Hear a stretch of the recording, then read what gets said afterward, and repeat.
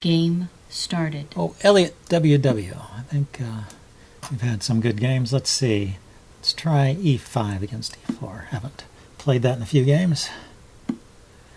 We're going to get a Rui Lopez or an Italian game or something else. Scotch game? Scotch game. Okay. Now, Just Explained plays this line with the queen and bishop check first and then bishop back to C5. I just play directly to C5. That's kind of the traditional way to play it. The other move is knight to knight to F6 there directly. Also a reasonable way to play. So he's not threatening to push, so I can develop the knight to F6. And just castle. That's my idea. Get out of the center. Maybe I can put some pressure on the e-pawn here.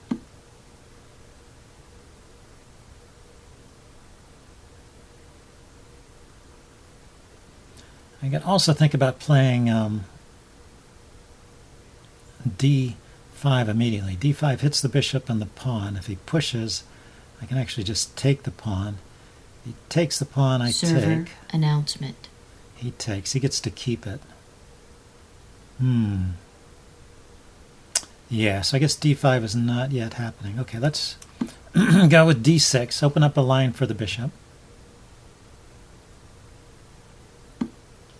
And he took the knight. Okay. I was about to play knight to E5 and harass his bishop, or maybe knight to A5. So these exchanges don't really hurt Black's position. They open up the file. It creates this kind of funny looking pawn structure here, but it's solid and compact. There's no big weakness there. And the A file is open, so not too bad. There's still the idea of playing D5 here. D5, E5. Pawn takes bishop, pawn takes knight, queen takes pawn.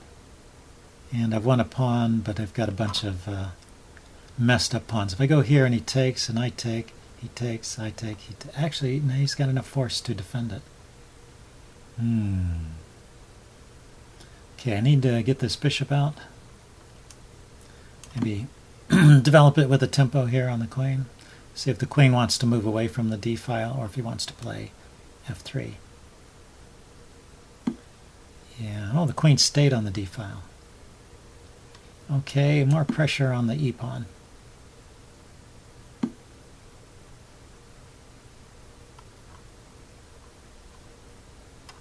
Okay, now is D5 possible? Not yet. He can still just take. When I take the rook, he'll take back with the rook and leave his queen, bishop, and knight all on that all on that square. Okay, let's oppose his bishop. See if we can get some more control over some of these center squares.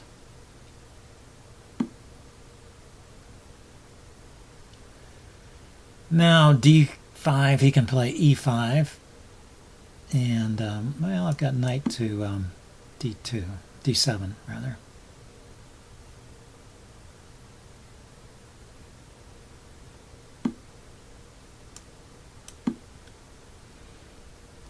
And the knight can develop from D7 to C5, hitting the bishop.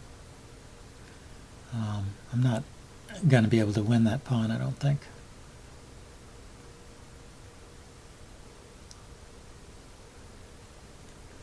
But his bishop may run out of real estate soon. So the queen is coming out here to the king side, possibly with the idea of going after the h-pawn. So let's harass this bishop now, chase it off of this diagonal.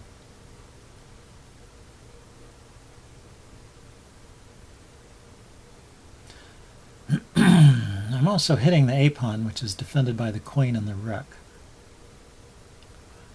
But if he moves some of these pieces, I may be able to snag a pawn over here too.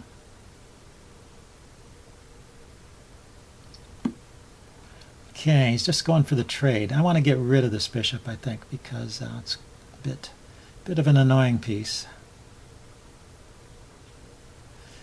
But Can I do it in a more favorable way? For example, oh, his knight is guarding the a-pawn too, so I guess that's not happening.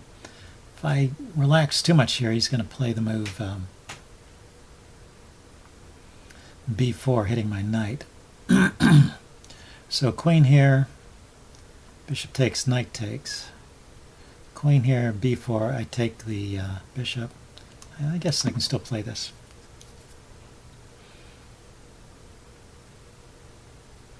This is a good square for my knight.